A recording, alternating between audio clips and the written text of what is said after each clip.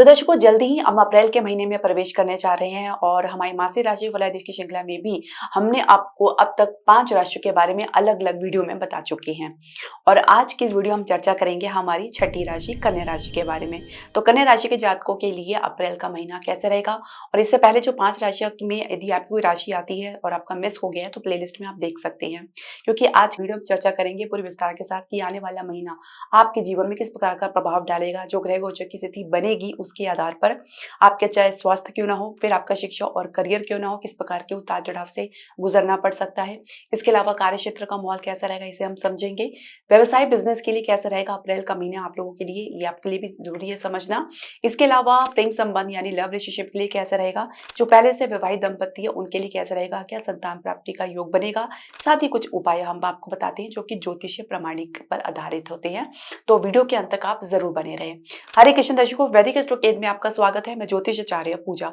तो कन्या राशि वाले अपनी जन्म राशि या लगन के अनुसार देख सकते हैं। जो ग्रह गोचर की स्थिति बनने जा रही है वो इस प्रकार है। देखिए, लगन में ही केतु आपके गोचर कर रहे हैं और सप्तम भाव में 5 ग्रहों की युति बनी हुई है, जिसमें शनि है, आपके एक लग्नेश बुध है, शुक्र है, राहु है और सूर्य है। और इसके अलावा मंगल आपके दशम भाव में गोचर कर रहे हैं मिथुन राशि में। बृहस्पति गोचर कर रहे हैं आपके नवम भाव में, वृषभ राशि में गोचर कर रहे हैं। अब आप इसमें कुछ परिवर्तन देखेंगे, जैसे कि मंगल 3 अप्रैल को जो है कर्क राशि में प्रवेश कर जाएंगे, यानी आपके एकादश भाव में प्रवेश कर जाएंगे, पुनः यहाँ पे आ जाएंगे और यहाँ पे इनकी अवस्था नीच की होगी।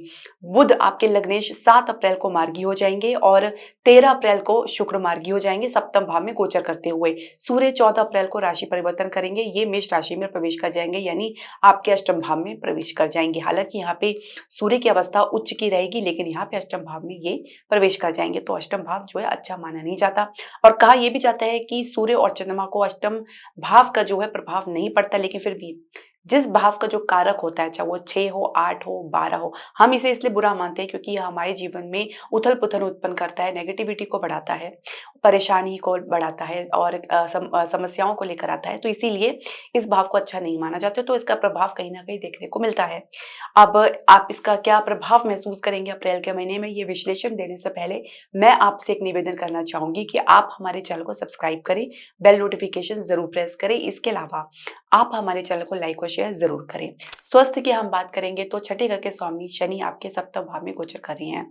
तो लंबे समय से पाचन की समस्या से आप झेल रहे हैं, जो स्लो डाइजेशन की समस्या है, वात की समस्या है, वात की अधिकता की वजह से जो कई लोगों को जॉइंट्स की समस्या हो रही थी, हालांकि उसमें कुछ कमी आपको जरूर देखने को मिलेगा, किंतु पूरी तरीके से थोड़ा समय इसलिए लग सकता है क्योंकि यहाँ पे जो शनि है राहु के संपर्क में रहेंगे, इस राहु की युति में रहेंगे, जो कि एक अच्छी युति नहीं मानी गई है।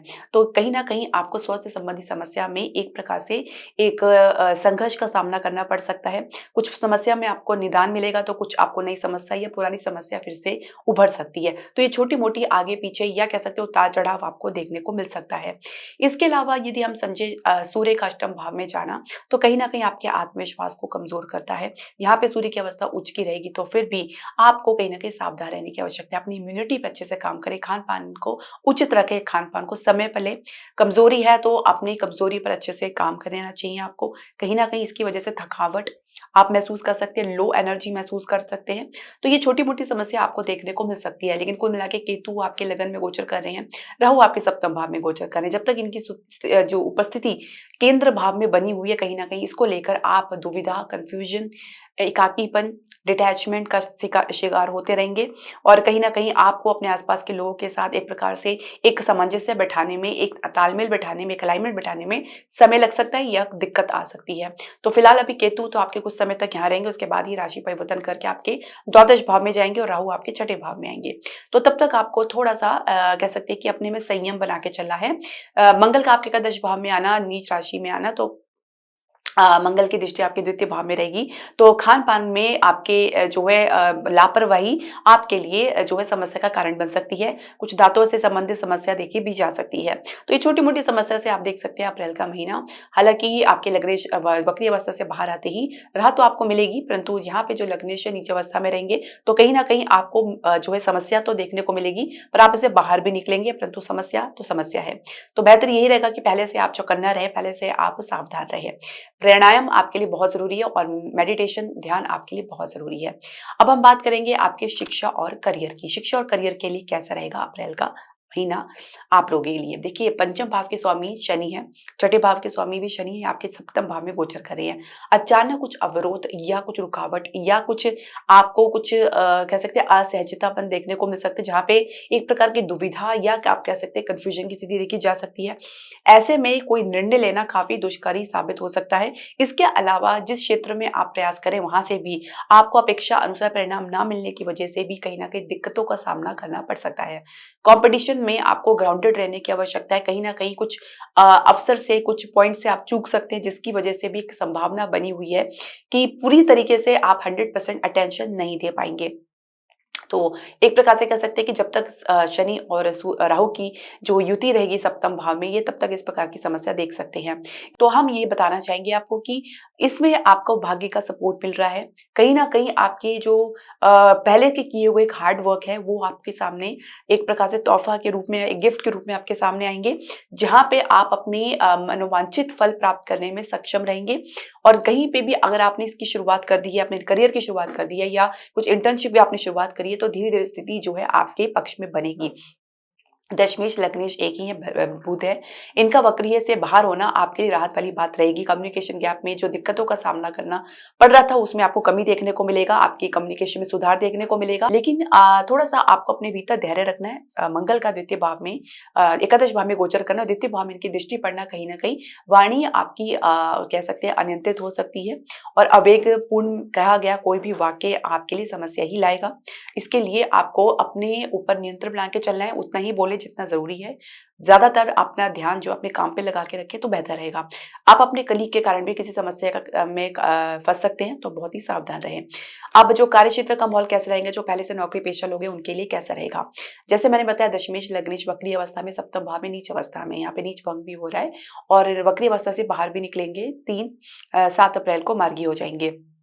यहाँ पे आपको यहाँ से राहत मिलनी तो शुरू होगी, किंतु क्योंकि शनि भी है, राहु भी है, सूर्य भी यहाँ पे ग्रहण योग में है, श्रापित योग है, तो कहीं न कहीं दिक्कतें आपको देखने को मिल सकती है।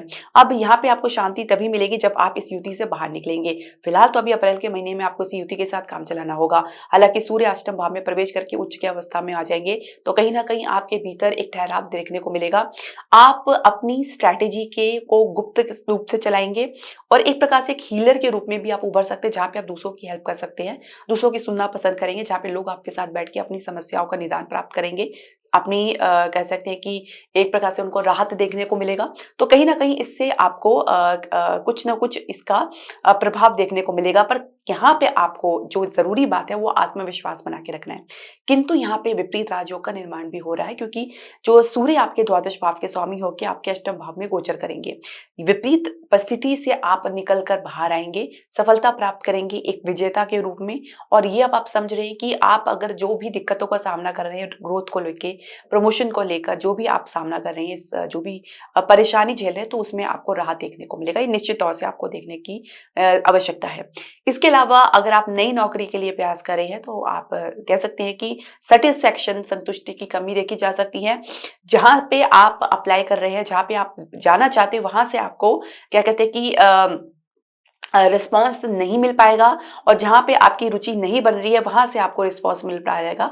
तो ये कुछ दुविधा या आप कह सकते हैं उतार-चढ़ाव आपको देखने को मिल सकता है। इसमें थोड़ा समय लगेगा, आप इससे बाहर भी निकलेंगे। जब तक कि आप अपने इस समस्या का सामना कर रहे हैं, तब तक आप अपना समय आकलन में लगाएँ, इधर-उधर की बातों में अपना समय, एनर्जी को व्यर्थ ना करें तो बेहतर रहेगा। जितना ज़्यादा फ़ोकस काम में बनाएँगे, उतना ज़्यादा आपको इसका परिणाम देखने को मिलेगा। व्यवसाय बिज़नेस के लिए कैसा रहेगा अप्रैल का महीना आप लोगों के लिए? सप्तम भाव के स्वामी बृहस्पति आपके नवम भाव में भाग्य स्थान पे गोचर कर रहे हैं। यहाँ पे तो कोई कमी नज़र नहीं आ रही है, पर यहाँ पे काफ़ी कन्फ्यूजन स्थिति इसलिए बनी हुई है, सारे ग्रहों की एनर्जी मैक्सिमम आपके जो है सप्तम भाव में बन रही है, जिसमें ग्रहण योग है, श्रापित योग है, तो कानूनी अड़चन आपको देखने को मिल सकती है कहीं न कहीं से। और इसके अलावा आप इससे बाहर निकलेंगे तो कहीं न कहीं कुछ अवरोध आपको देखने को मिल सकता है, लेकिन भाग्य का सपोर्ट आपके साथ है। कोई डिवाइन हेल्प आपको मिलती हुई नज़र आ रही है। जब आप पूरी तरीके से हताश, निराश हो जाएँगे, तो कहीं न कहीं से कोई काम आपका बनता हुआ नज़र आएगा। ये आपको देखने को मिलेगा।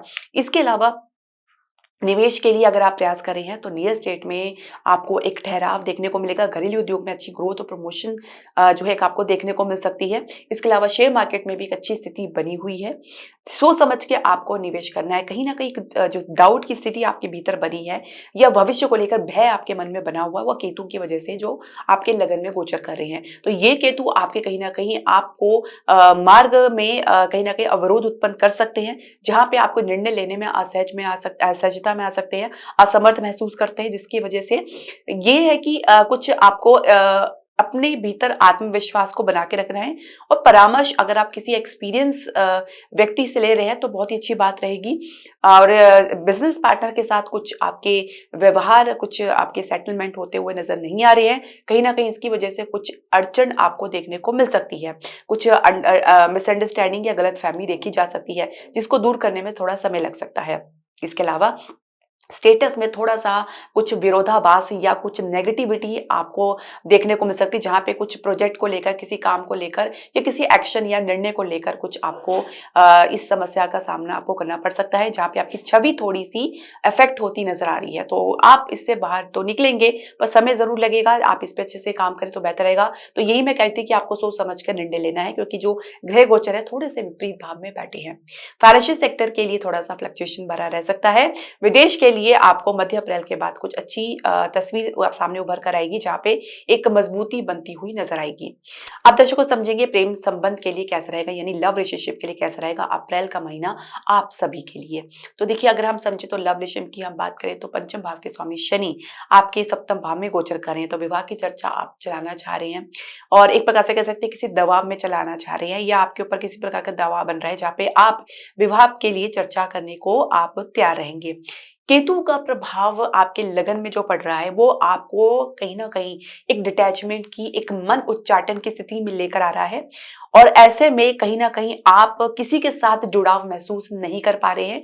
जुड़ाव के अभाव में कहीं ना कहीं आप निर्णय को आगे टालते हुए नजर आ सकते हैं। एक प्रकार से समझ सकते हैं कि आप इस संबंध में जुड़ना चाह भी रहे हैं और नहीं भी चाह रहे हैं। तो एक दुविधा जो है वो आपको देखने को मिल सकती है। केतु के कारण आपको बार बार इस प्रकार की समस्या का सामना करना पड़ सकता है। हालांकि जो संघर्ष का सामना आपने अपने अब तक अपने प्रेम संबंध को लेकर किया है, उसमें कुछ आपको अब एक प्रकार से कह सकते हैं राहत देखने को मिलेगी। पूर्णतया मैंने जैसे बताया, जब तक ये राहु के प्रभाव में है तब तक आपको पूर्णतया लाभ तो देखने को नहीं मिलेगा, परंतु राहु के जैसे ही मुक्त होंगे शनि, तब आप विवाह की चर्चा निर्विरोध आप कर सकते हैं, और तब आपको इसमें सफलता भी देखने को मिलेगी। अब जो पहले से वही दंपति कहीं ना कहीं किसी समस्या को लेकर आपसी तनाव का, आपसी रंजिशों का या आपसी असहयोगिता का शिकार हो रहे हैं, कहीं ना कहीं आप लोग के बीच में एक तालमेल की कमी बनती नजर आ रही है, और आपके भीतर किसी बात को लेकर लापरवाही भी देखी जा रही है, जहां पे आप किसी की परवाह करते हुए नजर नहीं आ रहे हैं। और यही एक वजह हो सकती है कि आप लोग के बीच में एक अलाइनमेंट बनती हुई नजर नहीं आ रही है। आपके जो जीवन साथी है किसी नकारात्मक सोच से ग्रस्त हो सकते हैं, या किसी बात को लेकर अपने मन में बैठा सकते हैं, जिसके निकलना उनके लिए थोड़ा आसान नहीं होगा। एक इमोशनल डिस्टर्बेंस आप लोग के बीच में देखी जा सकती है। संतान प्राप्ति के लिए थोड़ा सा आपको संघर्ष का सामना करना पड़ सकता है, और संतान के कारण भी कुछ संघर्ष की स्थिति देखने को मिल सकती है। उपाय क्या करना है? देखिए, जहां पे आपके इतने सारे ग्रह गोचर की स्थिति बन रही है, यानी आपके सप्तमेश बृहस्पति, हालांकि उनकी पोजीशन सही है, तो कहीं ना कहीं से कुछ डिवाइन हेल्प आपको मिल रही है, पर वो तब आपको मिलेगी जब आप अपनी डिपेंडेंसी उस डिवाइन पर दिखाएंगे, यानी ईश्वर के प्रति आपका समर्पण भाव बना रहेगा। तभी ईश्वर की शक्ति, ईश्वर का जो आपका जो उनकी हेल्प है, वो आपको, उनकी जो सहायता है, उनकी मदद है, वो आपको तभी मिल पाएगी जब आपकी जो समर्पण उनके प्रति बना रहेगा। ये तभी संभव होगा जब आपके भीतर उनके प्रति श्रद्धा, भावना और विश्वास रहेगा। इसके लिए आप बृहस्पति का उपाय भी कर सकते हैं। प्रत्येक बृहस्पतिवार को विष्णु सहस्त्र नाम का पाठ अवश्य करें। आप संकल्प के साथ ही करें तो ज्यादा बेहतर रहेगा। गाय की सेवा करें। गाय को आप पीला भोजन खिला सकते हैं, जिसमें भीगी हुई चने की दाल, गुड़ खिला सकते हैं। पीले वस्त्र धारण करें। केसर या हल्दी का तिलक लगा सकते हैं। लग्नेश के लिए आपको ओम श्री गणेशाय नमः सिंपल 108 बार आपको जाप करना है। कोई बड़ा बात नहीं, मुश्किल से 1 या 1.5 मिनट लगते हैं। और गणेश जी को आप प्रत्येक बुधवार को दुर्वा घास अर्पित कर सकते हैं, और गाय को हरा चारा खिला सकते हैं। लग्नेश सप्तमेश आपके मजबूत रहेंगे तो ये काफी आपको अपने लगन में जो केंद्र भाव में इतने ग्रहों की युति बनी हुई है, इससे लड़ने के लिए इनकी जो मजबूती है अगर आप देते हैं तो ये आपको काफी राहत प्रदान करेंगे।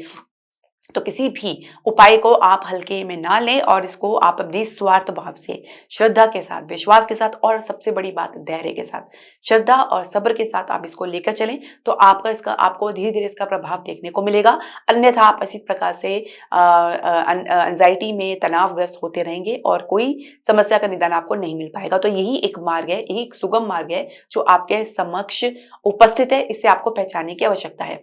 तो दर्शकों, आपके जो भी प्रश्न, सजेशन या क्वेरी है, आप हमारे कमेंट बॉक्स में ज़रूर डालें। हरे कृष्णा।